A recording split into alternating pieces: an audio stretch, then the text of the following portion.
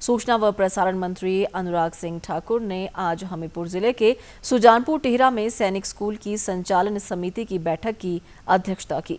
उन्होंने स्कूल द्वारा चलाई जा रही विभिन्न गतिविधियों की जानकारी हासिल की और बच्चों को दी जा रही सुविधाओं का भी जायजा लिया। अनुराग ठाकुर ने कहा कि राज्य सरकार सैनिक स्कूलों को अनुदान के रूप में कम धनराशि दे रही है, जिसे बढ़ाया जाना चाहिए। केंद्रीय मंत्री ने कहा कि सैनिक स्कूल बच्चों को शिक्षा के साथ साथ अनुशासन व राष्ट्रीयता का पाठ भी पढ़ा रहे हैं, जो सराहनीय है। उन्होंने कहा कि सैनिक स्कूल सुजानपुर की मांगों को प्रदेश सरकार के समक्ष उठाएगा।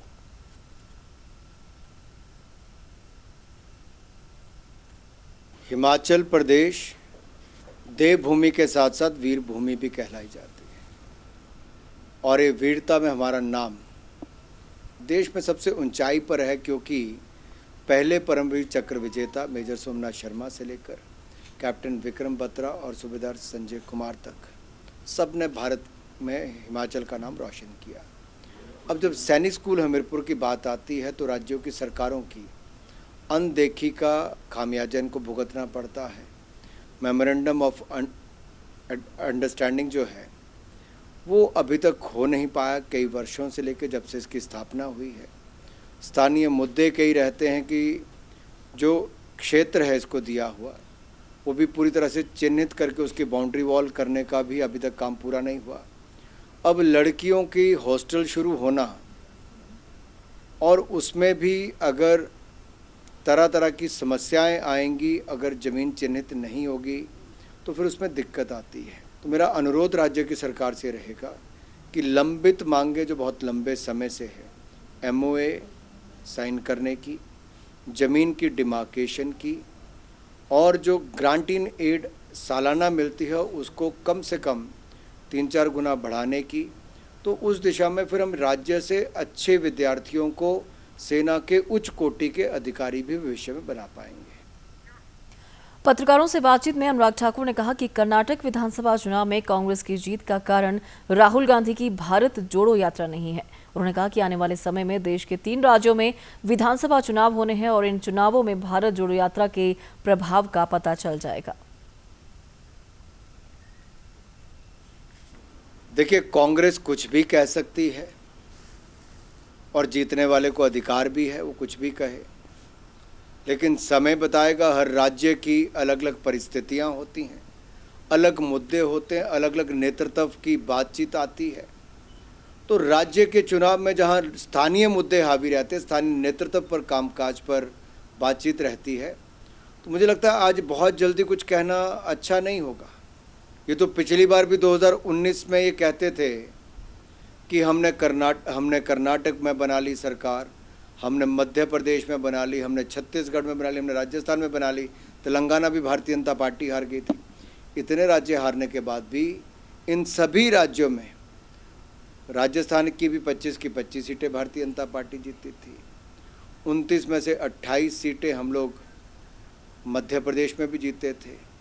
ऐसे ही कर्नाटक में हमारा शानदार प्रदर्शन रहा। तो मैं इतना ही कहना चाहता हूँ, बहुत जल्दी सब कुछ कहना होगा। अभी आप वेट करिए, 3 राज्यों के और चुनाव आने वाले, भारतीय जनता पार्टी शानदार प्रदर्शन करेगी।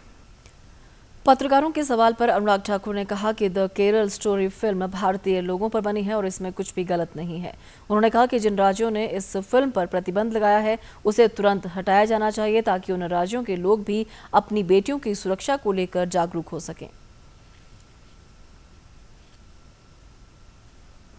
देखिए, भारत, भारतीयता और भारतीय लोगों के ये लिए पिक्चर बनी है एक तरह से, क्योंकि इनके ही अधिकारों पर कुठाराघात करना या इनके लिए खतरा पैदा होना उस तरह से है।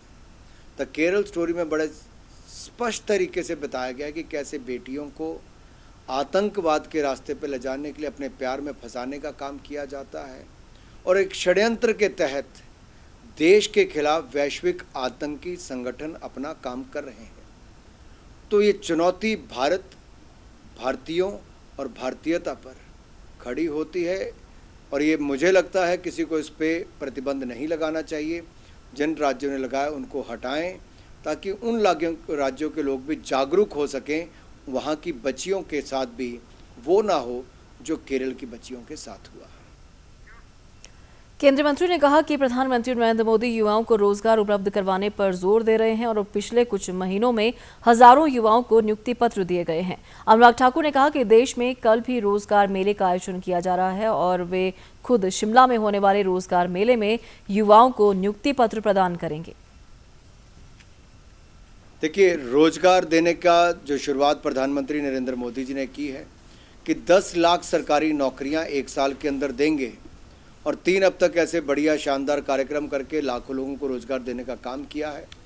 कल शिमला में मुझे रहने का अवसर मिलेगा और यहाँ पर अलग अलग विभागों के जो लोगों को रोजगार मिलेंगे, कल उनको नियुक्ति पत्र देने का अवसर भी मिलेगा। धन्यवाद हूँ प्रधानमंत्री मोदी जी का कि सरकारी क्षेत्र में भी उन्होंने रोजगार के अवसर और ज़्यादा खड़े किए हैं और जैसे प्राइवेट क्षेत्र में हमने देखा है या सेल्फ एम्प्लॉयमेंट में देखा है कि अवसर लगातार बढ़ रहे हैं, विदेशी पूंजी निवेश भी बढ़ रहा है और हमारे यहाँ पे एंटरप्रेन्योर्स भी लगातार बढ़ रहे हैं, जो उद्यमियों की संख्या वो भी लगातार बढ़ रही है। इस बीच अनुराग ठाकुर आज देर शाम शिमला पहुंचेंगे।